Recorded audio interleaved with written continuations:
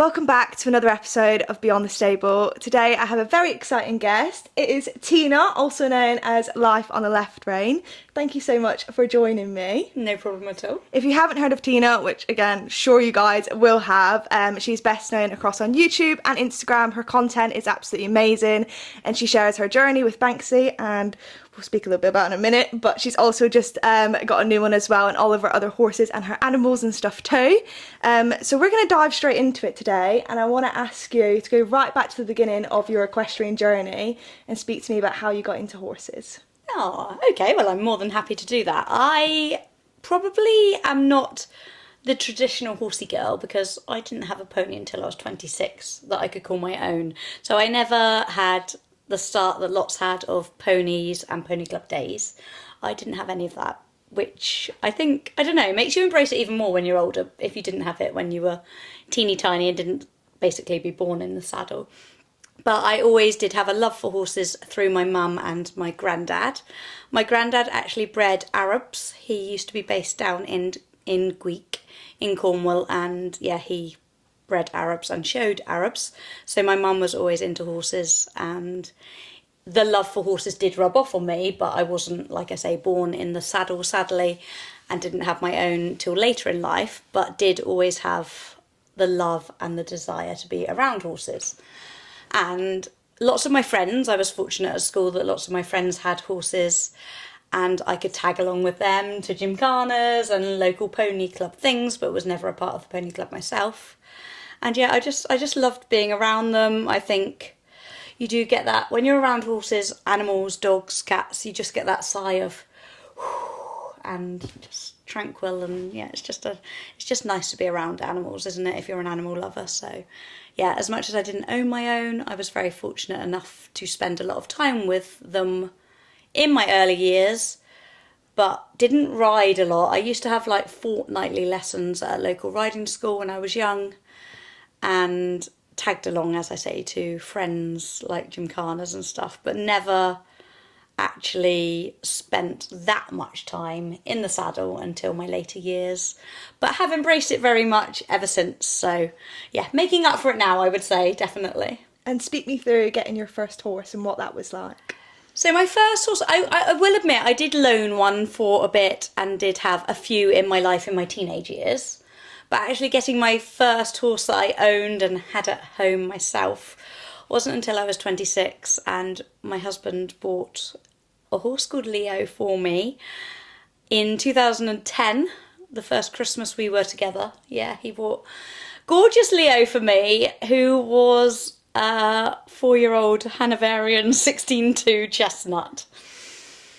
And I think just by me saying his stats as such might explain why he's no longer with me, sadly, because he was far too much horse for me. And after 8 to 10 months of our journey together, I did have to sadly admit that he was too much horse for me. And I think it's very important that people are able to do that. And as sad as it is, finding them their next home and realising that actually this isn't going to work out is a tough thing to do, but the right thing to do. So yeah, unfortunately, my first proper horse wasn't the one that was going to be my heart horse or my heart horse forever. But he did teach me a lot in a short space of time, and I loved him dearly. But yeah, as a ridden horse, he definitely was not, sadly, the one for me. You said that he taught you some lessons. What do you think is the biggest lesson that he taught you? Well, I'd love to say that he taught me how to stay on, but actually he taught me how to replace air jacket canisters. I fell off him a lot, and yeah, probably more times than I care to admit. But he taught me that actually it's not that bad to fall off, you know. I know some people do have serious injuries. Touch wood, wherever it may be. Thanks for the photo frames. Oh, is that plastic? Yeah, touch wood. I haven't had too many horrendous falls, but he did definitely teach me that if you fall off, you get back on. And yeah, he was lovely. And I think now, if I could have him in my life now, it'd be a totally different story. But I went in very naive, getting a 4-year-old after not riding for 10, 12 years. And yeah, I think looking back, it taught me hindsight is a wonderful thing. Continuing on your journey, what came next? Next came the best horse. Oh, next came my Spritey. Oh wow, I'm not allowed to get emotional that quickly. But yeah, my heart horse before Banksy. My buddy. And oh gosh. I loaned him for a bit prior to buying him, and he installed so much confidence in me. He was a gorgeous Welsh cross thoroughbred, 15.3, although I think if you stood him and Banksy next to each other, he would look slightly less than 15.3 and Banksy would look slightly bigger than 15.3, but I have sort of discovered that 15.3 is the right height for me. And yeah, he'd been there, done that, got the t-shirt. He made everything feel easy and fun and safe. And as much as he was forward going and enthusiastic, he was very much the point and go, probably like a pony club style horse that he'd, like I say, been there, done it, got the t-shirt and knew what he was doing, and you just had to hold on and go with. And yeah, had many a fabulous year with him. And he also then went on to do the same for a very good friend of mine and reinstall her confidence too. And yeah, I had him for almost 5 years, and then she had him for another 4 years. We sadly lost him about 18 months ago, but... Do you have a favourite memory with him? Oh, do you know what? I think I helped him through...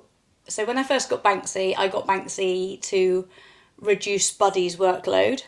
And I feel like it's like the tables are turning. I'm almost doing that now, and we'll get on to Enzo. But Banksy helped reduce Buddy's workload, and Enzo's now helping reduce Banksy's workload. But we helped Buddy through arthritic treatment.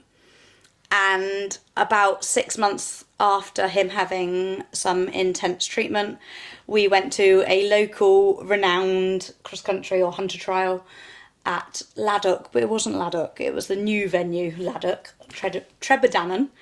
And literally, I've got a picture that we got down to the start box. We were doing the old school 2'6", and we got down to the start box, and he literally stood square in the start box. He was black, so he was black, he had white boots on, and he had a white saddle pad on, and he stood there square as anything, head up, like, look at me, I'm here, I'm still doing this. And yeah, I think that was one of my favourite memories with him, because we'd got him through the treatment. Mm-hmm. We made him comfortable, sound, and happy to be doing what he loved doing again. And you could just see that he was grateful for it, because he was just like, I'm proud to be here. I know exactly what I'm here for. Let me go. Yeah, that's lovely. Yeah. So nice. And am I correct in thinking Banksy came next? Banksy came next. So yeah, I got Banksy in 2014. So that was the year that Buddy had his treatment. But Banks got brought on board a bit by mistake because my friend Lisa, who imported a lot of horses from Ireland, had quite a lot in at the time. She had 4 or 5 in work, so when Buds was having his treatment, she was like, just come down and ride a few. I've got Dora, I've got Belle, I've got Lola, I've got Banksy. Come down and ride a few. It'll be good to keep you in the saddle whilst he's having his treatment. You know, he's installed your confidence.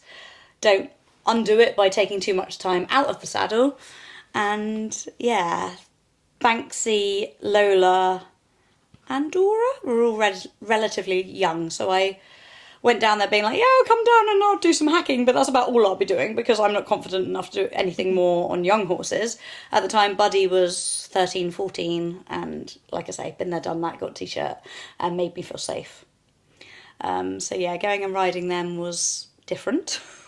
They were Lola was a little bit older, so Dora and Banksy were both only 5, and both relatively new to work, 5 or 6, around that age, but not long been imported, not very green, not done a lot of work.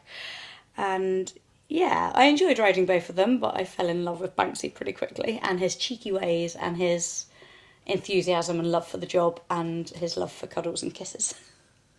How did that process and stuff go? Well, like I say, I wasn't looking for another horse. I was literally helping her out, and she was helping me out by ensuring I stayed in the saddle and stayed confident. And yeah, Buddy had actually qualified for the Riding Club Show Jumping Championships, at Lincoln, which is quite a long way from Cornwall. And she said to me, well, you can take one of mine if you want, because you were able to, because it was a part of a team thing, you were able to substitute a horse or rider.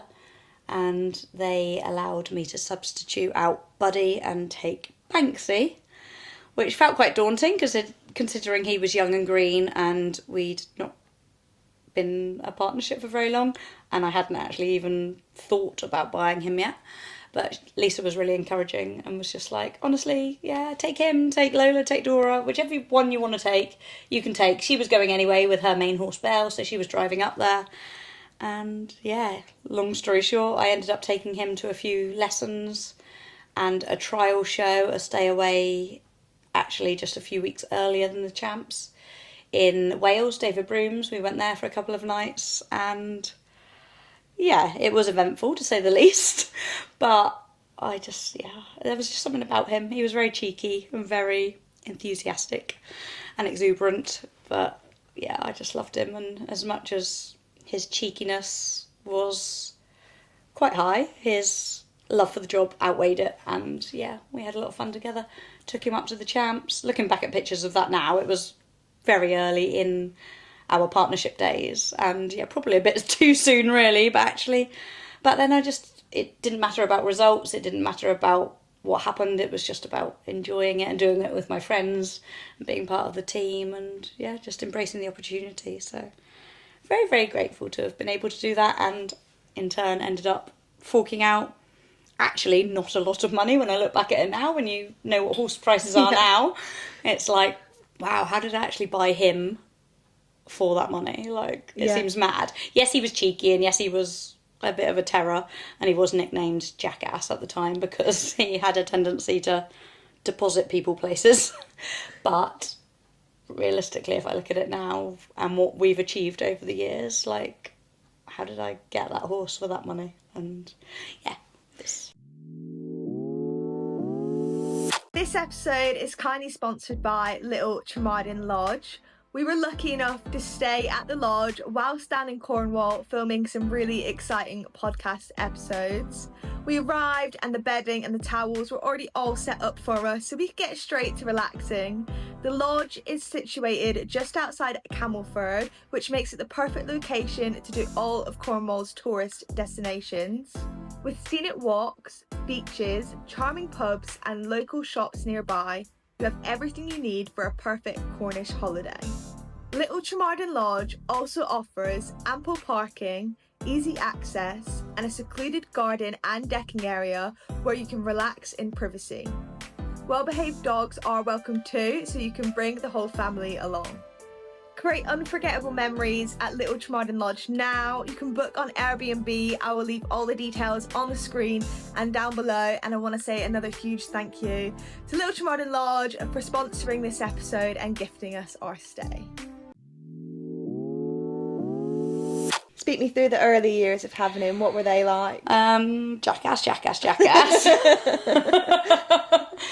I fell off more often than I stayed.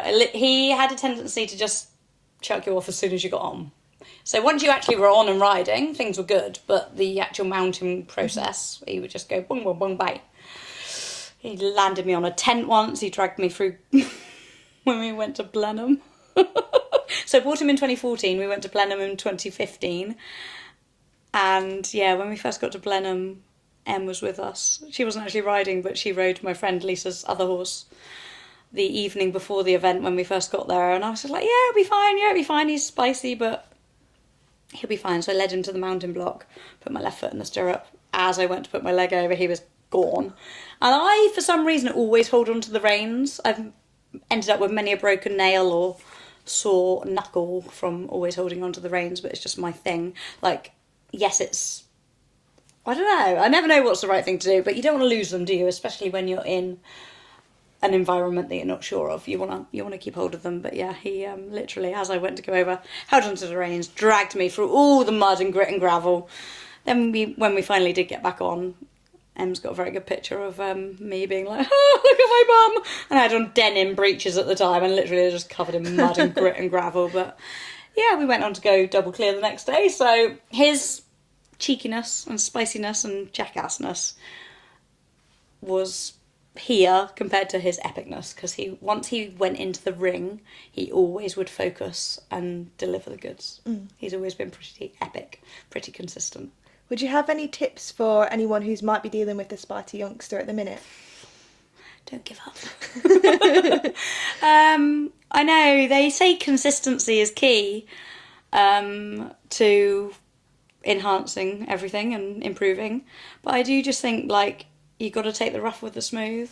There's often a lot more troublesome days than there are good days, but the vibe and the memories and the feeling from the good days do outweigh the sorrow and the meh from the bad days. So yeah, just keep at it, because it does get better. And in those early days with Banks, what were you guys doing? Mainly riding club stuff. Definitely for the first 12 months, the first year, we mainly did low-level riding club competitions. I always loved the team events because I think it, like, spurs you on and encourages you to get out and do it. I've never been that confident at doing stuff alone. I never really had any lessons. I hated lessons. I would only ever go on group lessons because I always thought it was nice to go and have a chat and a jolly and be the one that's like, yeah, I'm fine, I'll have a breather, I'll just chat to them. So yeah, I never really did much solo. But yeah, I don't know. I think the early days were far, like, way before we did much on social media, so they almost feel a bit of a blur, because the good thing about social media is you have all of these memories to look back on, whereas in the early days, as much as we've got, like, the odd photo or the odd tiny snippet of video, we haven't got the vlogs that we've got now to look back on and be like, oh yeah, I remember when we did that. So I do think that is one of the prime reasons that we enjoy vlogging so much, because as much as people enjoy following the journey and stuff, it's very nice for us to always be able to look back at the earlier days and remember the feelings of how good it was, but also the maybe the bad bits, but also how far you've come. Yeah. And your main kind of discipline that you did with Banks was eventing. Was it always eventing that you did with him? No, was not that always at all. The goal? No, not at all. I blame Emily for that. I didn't even really know what eventing was. Like, my first ever one-day event I did in 2014 with Buddy. And it's actually where I first ever met Banksy too, because he was there doing his first ever one-day event with Lisa. So yeah, I've definitely not always been into eventing, but I will thank Emily for getting me into it, because I do like that you get to do a bit of everything. Like, I will admit, for the first, I was going to say a few years, but probably more like 8 years, I wasn't that keen on the dressage. I only really liked the jumping phases. But now I would say it's pretty much equal in all three phases. I enjoy all of it now, and yeah, just, especially now I've learnt to like lessons, it's nice to learn to improve and yeah, just do the best you can. Can you remember your first event on Banks? Yeah. Oh my, yeah. Can you speak me through it? I can. The jumping, can we do the good bit first? Sure, whatever order you want to go in. Brilliant. He went double clear. He was awesome. We were brilliant show jumping, brilliant cross country, clear within the time, really, really good. Tough track, actually, for our first one. Dressage was a different story. There were, I think, 7 or 8 arenas. We were at Treborough, however you pronounce it. And we went straight in doing the B90. And the dressage arenas, there were 6, I think, facing the hedge. And there was 1 downhill facing a field full of sheep. Needless to say, we were in the one facing a field full of sheep. And he's quite a spooky horse.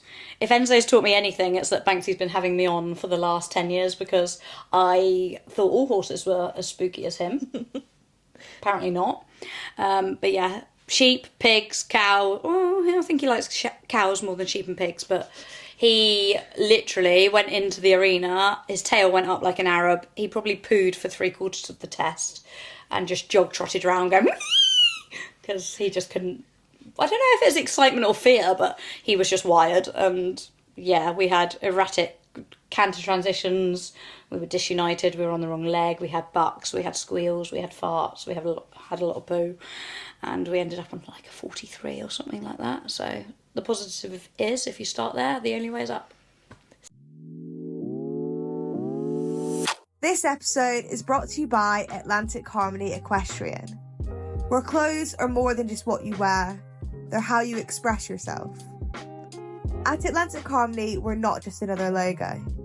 We're building a community of equestrians who believe in connection, support, and making a difference. Our high-quality, stylish apparel is designed for riders who value both function and fashion, while supporting sustainable practices. Join a brand with a purpose. Visit atlanticharmonyequestrian.co.uk and be part of a community where style meets empowerment. Atlantic Harmony, where riders support riders.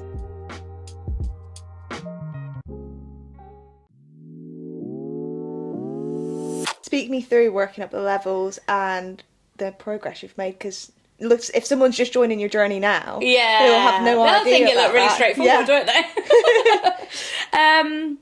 Yeah, I mean, like I said, I never used to enjoy lessons at all.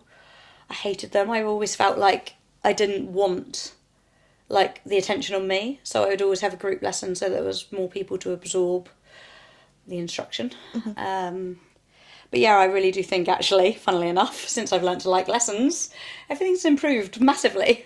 I do have Cameron Beer, a lot to thank for, because I would say it was our first ever Horse and Country Series Swipe Up Kick On, where we met him, and he has massively helped me enjoy and embrace my little horse so much more, because he was feisty when we first went there. I remember Cam had to lead me round past fillers in the indoor arena because he was spooking at everything, and he was leading me around like I was on a racehorse. But yeah, he helped me get over the fear of just being thrown off and helped me learn to embrace, to enjoy his exuberance more. And yeah, we basically, from then, that was 2021, we started to have a few more regular lessons and sessions with him.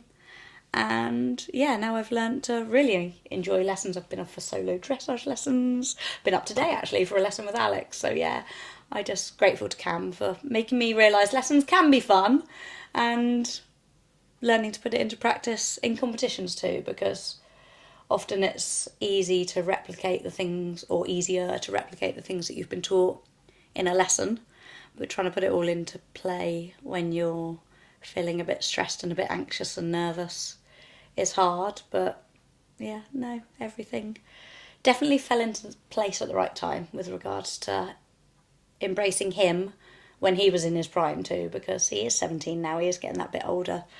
And yeah, I just feel like the last 2 or 3 years we've definitely brought out the best in each other. As you were getting to that place where now obviously you're very happy and he's amazing, was there ever a point where you felt like giving up? No, to be honest with you, no. I loved him too much. There were times where I've been scared to ride him and scared to get on him. I won't not admit that. Definitely, there's been times where I've had to make Emily ride him because I'm like, I just can't. But never give up, because yeah, the love for the horses, and they thrive off their job, don't they? And especially horses like him, it just, yeah, you've got to raise your game in order to match theirs, because they don't want to be field ornament.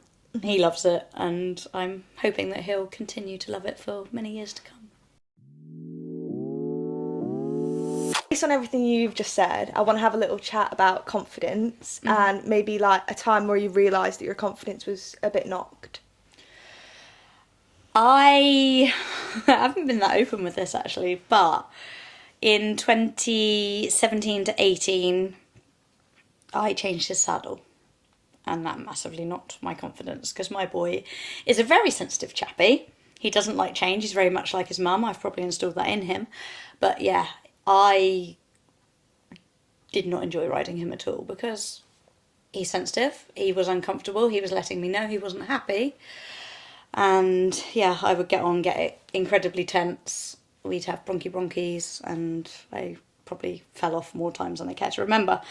But I think with that, and at the time I probably wouldn't say it, but looking back on it now, it's just completely reiterates that it's okay to feel like that, and lots of people do, and it is part of the journey, and you do just need to surround yourself by people that make it all better again, which isn't easy, I know, and you need to be surrounded by the right people, but I was very lucky that I was, so yeah. Would you have any other tips for anyone who's struggling with confidence?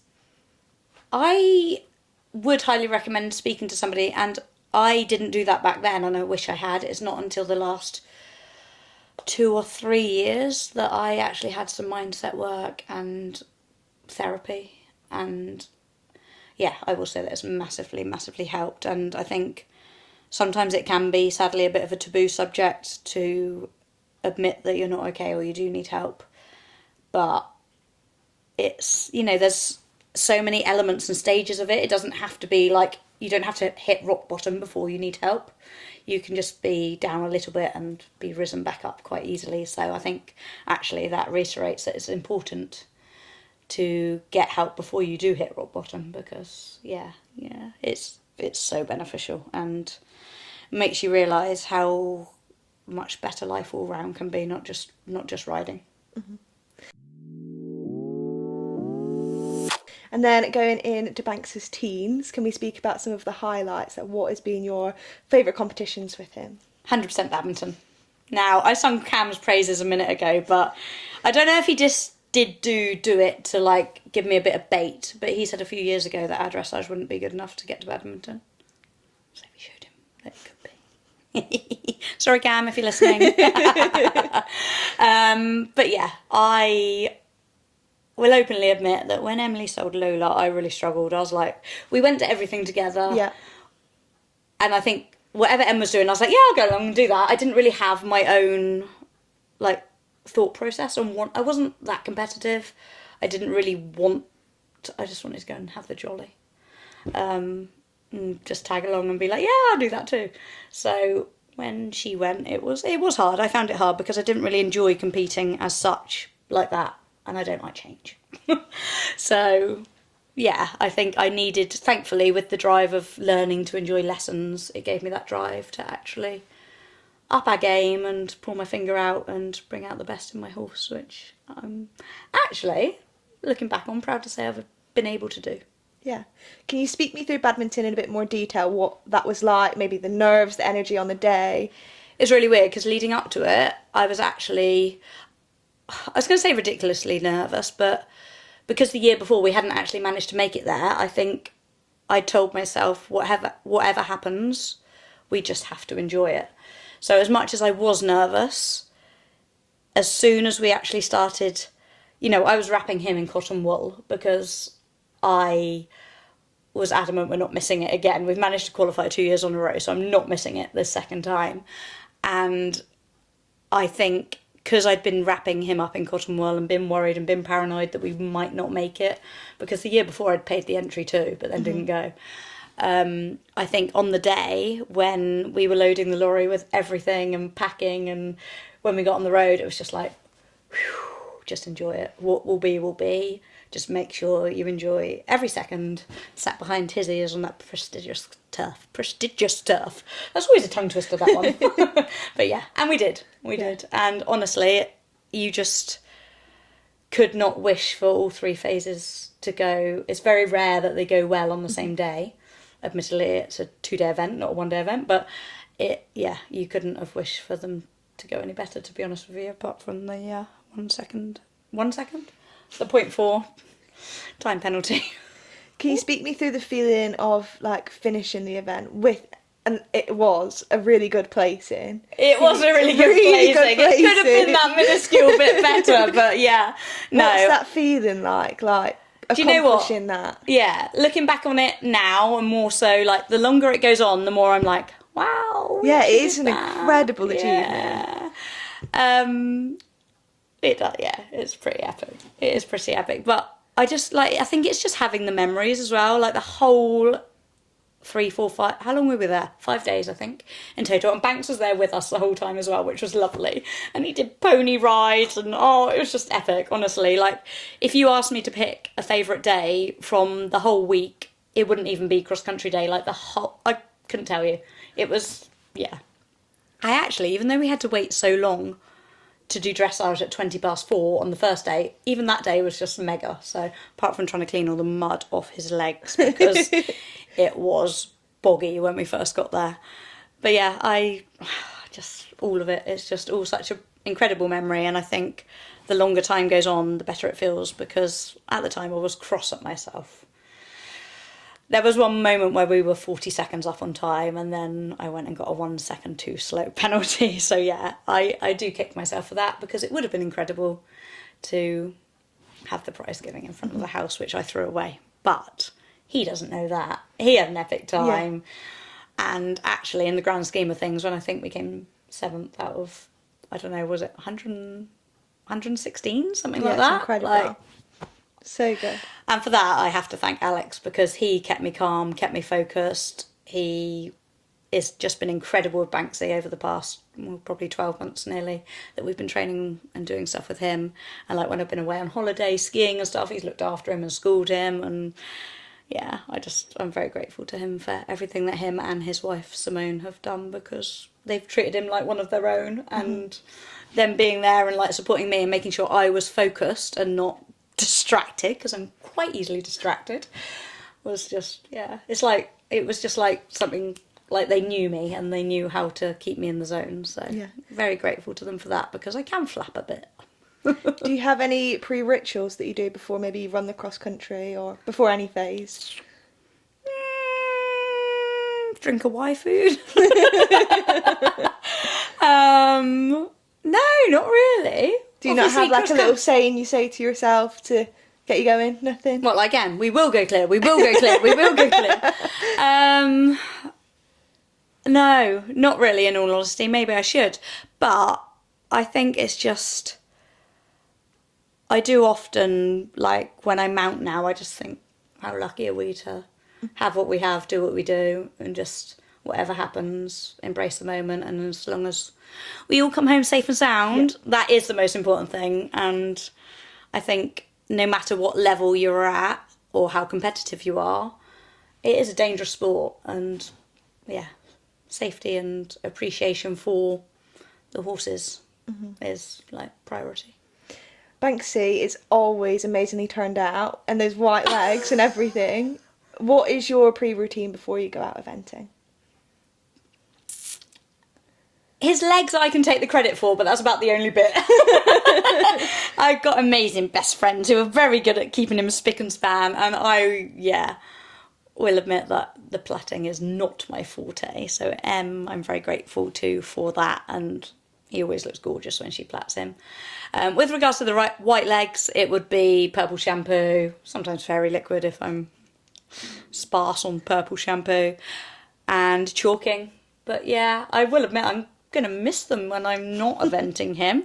Obviously there's no plans for him not event yet, but it is part of the prep. And I actually, as much as sometimes it's like, oh god, here we go, got to do them again, it is part of it, and I do enjoy it, and I love it when he looks immaculate and you brush out the dried chalk and it just almost comes out like talcum powder, and you're just like, oh, look at him, he's gleaming. It's like Daz white. So yeah, I think that will be one thing that I actually will miss. Not next year, because he will still be eventing next year. We've got new aims for him next year. But with regards to prep, when I'm prepping maybe Enzo, it's going to be a bit odd. I mean, it'll definitely take less time, but... On the eventing side of things, do you have any tips for anyone who wants to get into BE? I think just go for it. I think too many people wait until they're ready in their eyes and they've done this prep and done that prep and done this, but just crack on, do it, enjoy it, because you're not always going to get tomorrow. I know that sounds a bit deep, but you know what I mean? Like, just, you don't have to wait till you're ready. Like, it's a work in progress. All 3 phases, like I said earlier, to try and get all of them good or right or perfect on one day is very, very rare. So, yeah, I think just maybe start at a lower level than you're comfortable with training, and yeah, just go for it, because life's short. You don't know what's around the corner, and what's the worst that can happen. Yeah. Let's have a chat about Enzo. Okay. Speak me through the decision of getting another horse. While I was 100% not getting him, he was the first horse I saw. And I always, even 3 years later, I always think, it's mad that Em bought the first horse she saw. And I've gone and done the same. So yeah, it was kind of like I would have been silly not to go and try him, because we were so close to where he was located at the time in which he came onto my radar, so to speak. And we went to see him, and literally before I'd even opened the stable door, I was like, oh. Which is weird, because I look at the pictures and I was like, no, it's not Banksy. He's not got that cheeky face marking, or like that fluffy ears, or he's got really big ears. He's quite the contrast to Banksy when you look at his face. Although side on, I took some photos the other day, and side on, actually, their like jawline and their eye are very similar. So yeah, there are like similar parts of them, but there's also parts of them that are very, very different. Like I said earlier, again, Banksy's a very spooky horse. Enzo has gone, yeah, I might be 5, but actually everything in life is fine. Like, nothing really scares me, which is brilliant. Shows he's had a very good start to life and been produced very well. But yeah, I rode him that first day, then left it quite a long period of time before trying him again. I think it was going to be the next week, but I had work commitments and was busy, and actually couldn't go to see him when I had thought I would be able to. So it ended up being another whole week later, which meant that Susie and Sam could come with me. So Em came on the first visit. And yeah, it was literally, again, I was like, I'm going to ride him for the second time, but I've got no qualms in thinking that in my head, I've got to be head over heart, but equally my head and heart wants to bring him home. So we did. And for anyone who's not seen him, can we have like a little bio on him? He's 16'1", and I'm pleased to report that Alex said to me today, yes, he's definitely no bigger than that. He's just got a high head carriage. And I was like, thank you. So he looks quite a bit bigger than Banksy, especially in his stable. And also whenever I load him in the lorry, I'm like, whoo, you are bigger. But actually to ride, he doesn't feel any bigger. He's narrower. He is Irish sports horse, but he has some Belgian warm blood breeding in him from his daddy's side, so he has some show jumping lines in him, which is why his jump is quite exuberant. But yeah, he still has some Irish in him, so he's going to be a tough eventer, I'm hoping, touch wood. Okay, back to that plastic photo frame. But yeah, no, he's lovely. I don't want to tempt fate because it is still early days, but so far it's been almost a bit too good to be true. He's pretty precious, and I'm just elated at how well Banksy's taken to him, because I have spoilt Banksy a lot over the years. He is my number one and always will be. And yeah, he does get a bit jealous. He doesn't like sharing my attention with dinks, let alone another big horse. But he's accepted Enzo into the family really well. My mum, my husband, they've all been able to handle him. Like I say, he's only been here 3 weeks, but everybody's been able to handle him well. And that's a big important factor to me, because sometimes the flashier the horse, the sharper and harder to handle they can be. And he is quite a lot flashier than my Irish bog pony. But his character's just as cool.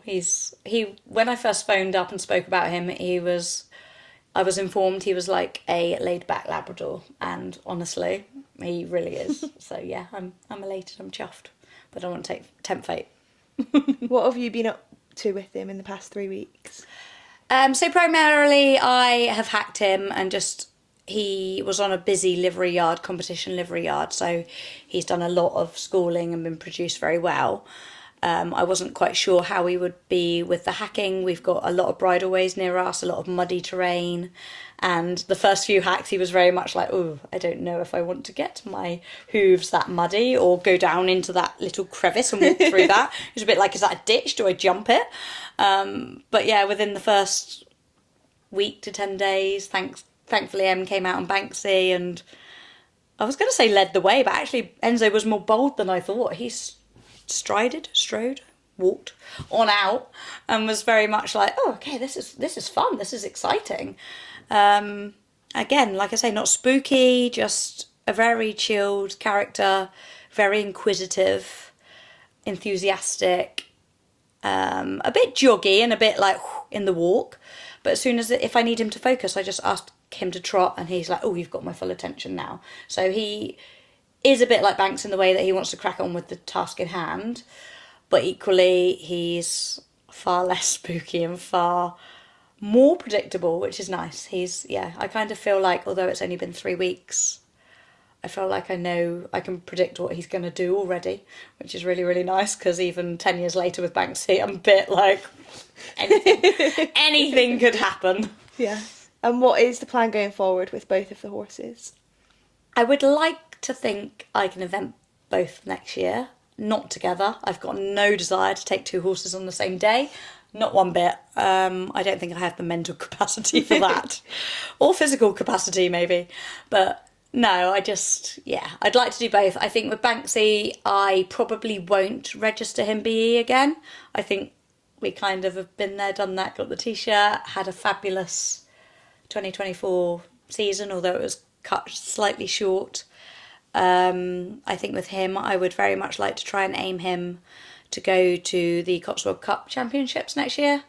They hold a really nice 3-day event at the Cirencester Park, and I think the venue looks lovely, and I just think it would be something nice and something different to aim for with him. And it means that I would get to take him to different venues competing to try and aim to qualify for that.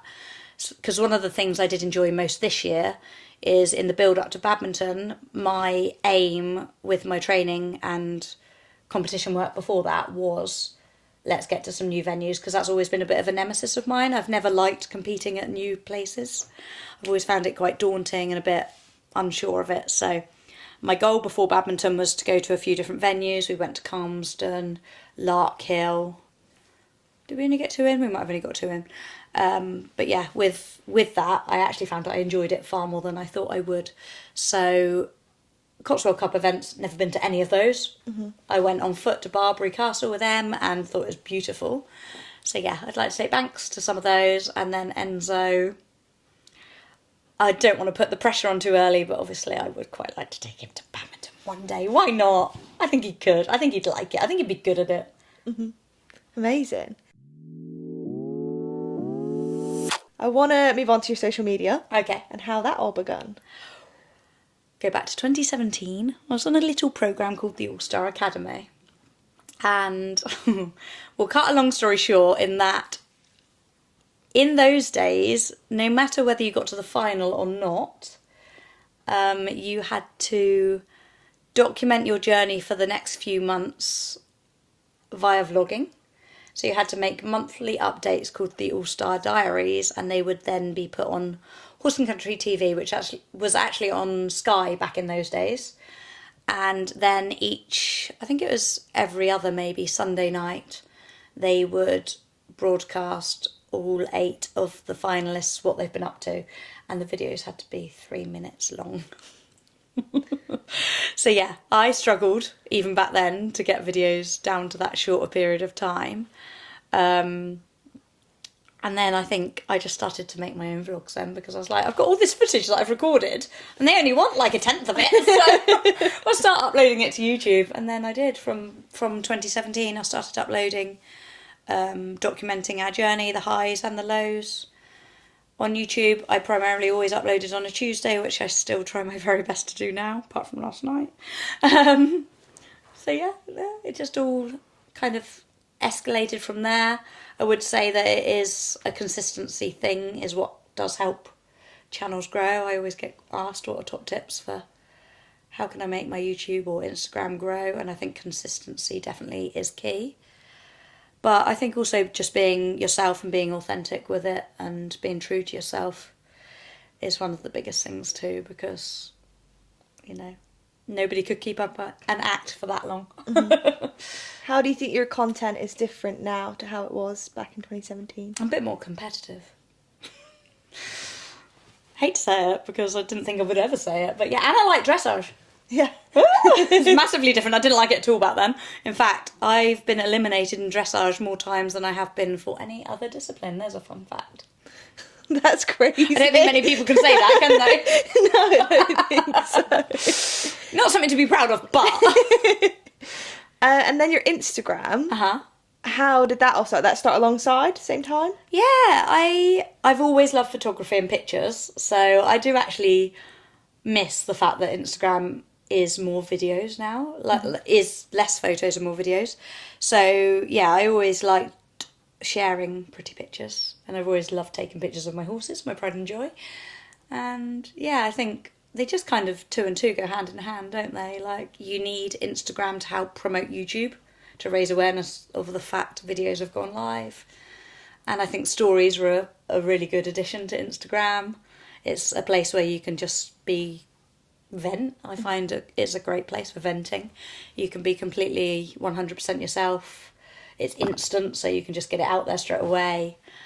And I think it's just built a really nice community as well. Like, I've made so many friends through Instagram. And yeah, they've definitely helped enhance horsey life. Do you have a favourite YouTuber Instagram? Ooh.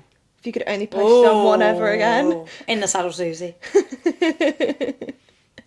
No, I don't know. I think that's a hard one because I've made so many close connections and friends. Obviously, me and Em were good friends a long time before we did social media. So, yeah, I don't know. It's hard. Obviously, Meg and Lucy were very, very close through social media. We met through social media.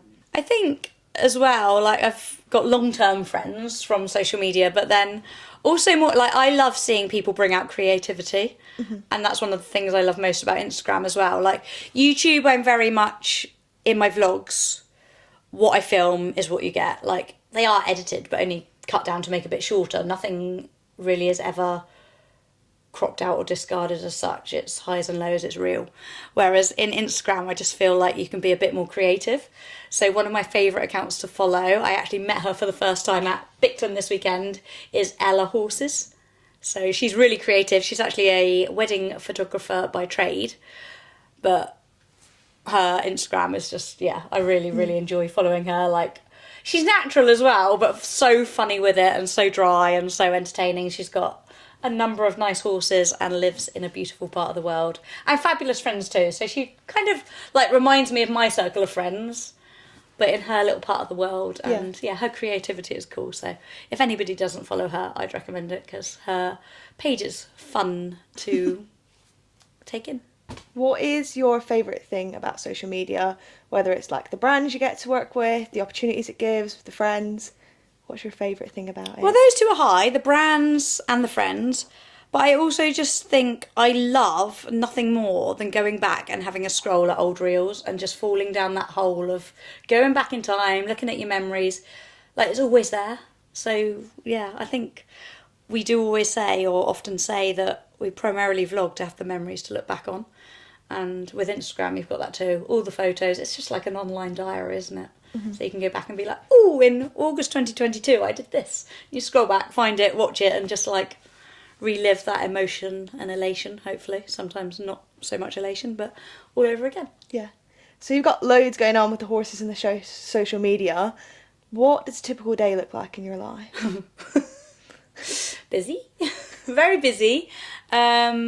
I mean, admittedly, I probably could get up a bit earlier and then I could spread the workload out a little bit longer. But yeah, a typical day, do the ponies in the morning, feed and walk the dogs, go to work, get as much work done as I can in a quick amount of time, and then come home, do a bit of my own work, ride the ponies, have some HelloFresh for tea with the hubby, watch something good on TV. We've just started watching Rivals, which is brilliant. And yeah, go to bed. I do like and need and value my sleep, so I do like to try and make sure I'm in bed by 10, 10:15 each night, and then generally wake up at about 7ish. So I value sleep. Sleep is important. I can be a bit grouchy about sleep and food. And then obviously the videos and everything, they take a lot of work. Can you speak me like a little bit of the behind the scenes of the YouTube and stuff that people maybe don't get to see? Yeah, I mean, I think the hard thing is when you're trying to do it on your own is the constantly like setting up a tripod, moving a tripod, trying to get the right angles, this, that and the other, and keeping it real at the same time, because obviously when you're doing stuff with horses it's very hard to like have a fixed camera because they'll move, you'll move, things can get knocked over. So yeah, it's keeping it real, but also it not being too time consuming, because by the time you have moved stuff, done this, done that, you actually could have been quicker just getting the job done with the horse without filming it. So yeah, I mean, I don't know, I find that one a little bit hard to elaborate on because it just almost comes quite naturally. Yeah, and what about the editing side of things? Oh, I love that. Quite often people say like, why don't you sublet out the editing now, especially now you've got 2 horses, you can have more content. But I don't know, that's one thing I struggle to let go of because I just really enjoy doing it. Like today I've been for a lesson and I'm like itching to get home and watch it back and edit it, because I just feel, especially with lessons and competition vlogs, you learn so much again watching it back and editing it, that you kind of absorb all that information that bit more when you're editing, because you get to hear it. When you're on the horse sometimes you can't quite fully focus or take in word for word exactly what the instructor's saying, but when you're editing it's like, oh yeah, I get what he means now, because I can actually see why they're saying it, because I can visually see. I'm quite a visual learner, so I find editing, watching and taking it all in board and absorbing it again really beneficial. You've mentioned tips for kind of the social media being consistent and stuff like that. Do you have any tips for kind of that more side of it, the editing, the setting stuff up? Yeah, I think don't overcomplicate it. Like, we've got a lot more higher tech equipment now than we ever did have when we first started, but equally phones are so good nowadays that you can do so much on your phone. You don't need a fancy camera, you don't need mics, you just need a phone, your hand, a long arm strength, because they get heavy at times if you talk a lot, and just the confidence to give it a bash, because it is a bit surreal at first, like talking to a camera about your day and your life is a bit odd until you get used to it. But I used to always say to Em, just like, or other people that I give advice to, just talk as if you're telling your mum or your best friend about your day, and then it just comes across more naturally then as well, doesn't it? Yeah. Have you got anything exciting coming up social media wise? Yeah. How much are we allowed to say? Like that. Wee! Susie spoke. Did she speak in yours? Yeah, same question. Yeah, something I'm not allowed to say anything about, but also Vlogmas. Yeah. It's going to be a little bit different this year, so I'm excited to share that with everybody. I just need to get slightly bit more organised and maybe have a couple more hours in the days. One thing I always ask my guests, because this podcast is called Beyond the Stable, I want to know what you do out with horses. What do you do in your free time? That little free time that you probably have. Think about horses. I really enjoy skiing. Obviously you can't do that all year round, but in the winter that would be like my adrenaline kick when I'm not eventing. Go skiing. I like to try and go at least twice a year if I can. Not always possible, and next year's looking like it definitely won't be possible, but that's because we've got another very exciting opportunity coming up. Anything else you like to get up to, or just the skiing? Maybe I need to get another adrenaline-fueled hobby, because photography, as much as I enjoy it, doesn't... Yeah, I enjoy it, but it's not quite as adrenaline-fueled, and actually, quite often when I've taken loads of pictures, I then curse myself, because I'm like, oh, I've got to edit all these now. I don't actually have the time, but no, photography definitely is a passion. I really do. Where did that passion come from? Again, I think my granddad. You know, I said at the beginning, he bred Arabs. He also used to film and photograph everything, like anybody's. My mum's one of 5 sisters, his daughters. So, yeah, he used to always film and make VHS tapes showing my age of everybody's birthdays and stuff like that. So almost like vlogging back in the day. But, oh yeah, oh, bless him. He definitely inspired me. He loved photography and videography, and yeah, that's rubbed off on me. My final question for you is, if I could get any guest on the podcast, who do you think I should get? That feels like pressure. You've had so many good guests. I know, I've been very privileged. Ooh, I'm thinking now. I'm scared now as to who Em said. I think a fabulous guest for this podcast would be, and I'm going to say it because I was there today, but yeah, I'm going to say Alex, because I just feel like Alex Bragg, I'm saying, he's had such an incredibly successful year with his horses. And yeah, I feel like he's got a lot to bring to our eventing community. And yeah, I think there's a lot that people could learn from him and his way with horses. He's so good with horses. And I feel very, very fortunate to have him as a trainer. Perfect. Thank you so much. No problem You at all. have It's been been fun. an amazing guest. So good. Thank you so much for coming on the podcast. No problem at all. And for anyone who is watching, thank you for watching. If you're across on YouTube, make sure you're subscribing and giving us a like. If you're across on Spotify, make sure you're leaving us a review. I'll see you next week, and thank you so much again. No problem. Thank you for having me. It's been fun.